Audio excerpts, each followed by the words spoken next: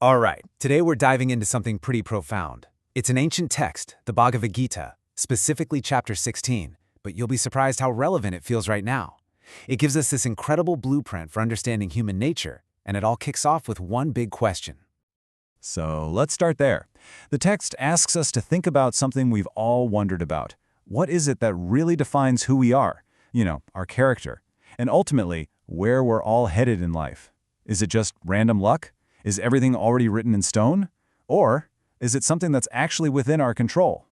Well, according to this chapter, the answer is all about understanding that there are basically two fundamental ways of being in the world. Two types of life creations, as the text calls them. And these aren't just simple personality types, like being an introvert or an extrovert. No, these are described as two completely distinct paths that lead to very, very different places. And the Gita is incredibly direct about this. It names two natures, the divine, or daivi, and the demonic, or asuri. Think of it like this. One path is all about qualities that build things up, that create, that set you free. The other one? Well, it's all about qualities that tear things down, that destroy, and that keep you trapped. And here's the kicker. The text says these inherent natures literally shape how we see the world, what we do, and even our final destiny. So what does it actually look like to be on that divine path? The Gita doesn't leave us guessing. It paints this really detailed picture, a kind of portrait of all the qualities that make up this nature. Let's break it down.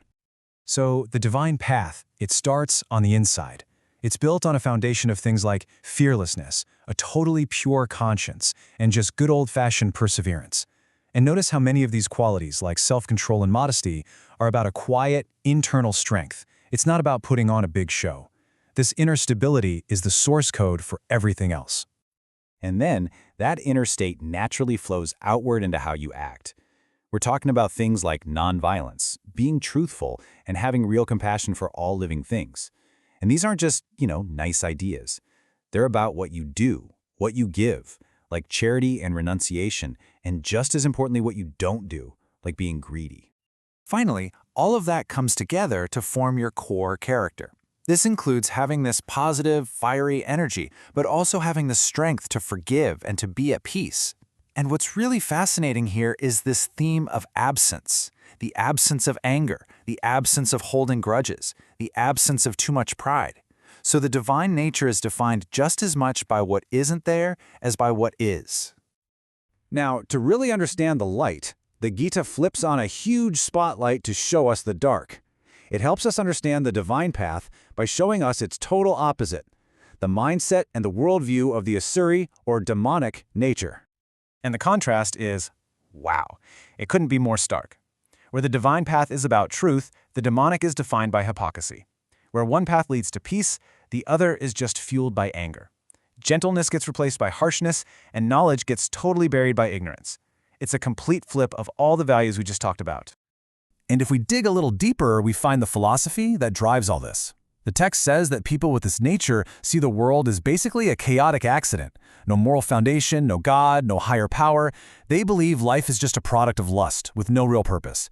And this way of thinking, it leads to a destructive mindset, one that's just filled with endless desire, pride, and delusion.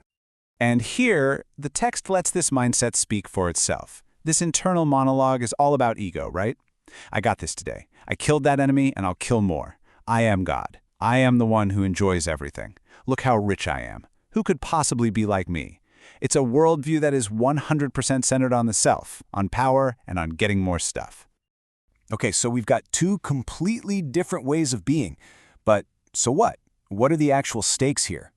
Well, the Gita is crystal clear. These aren't just different lifestyles. They are two paths that lead to two completely different destinations.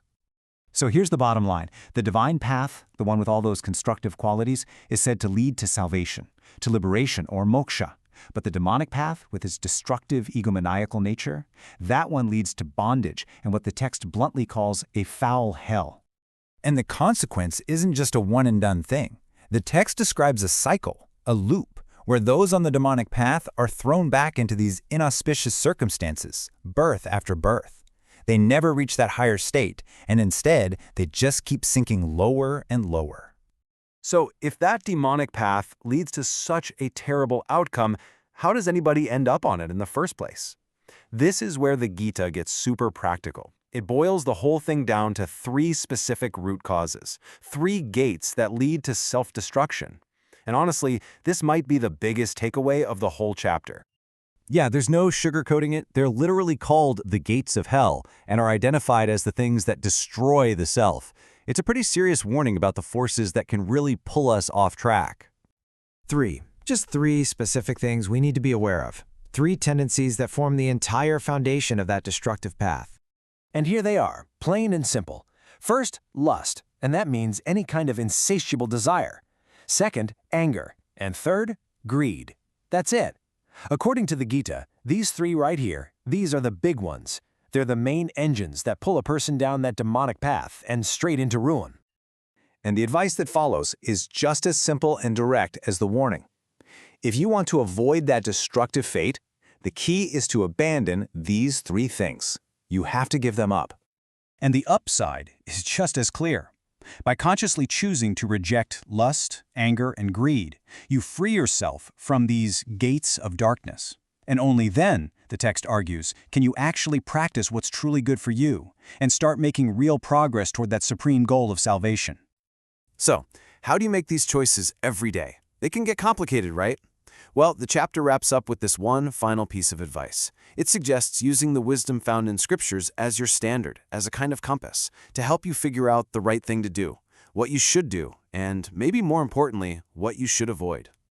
And that really brings the whole thing right back to us, doesn't it? The Gita proposes scripture as a guide, but its core challenge is something that hits home thousands of years later.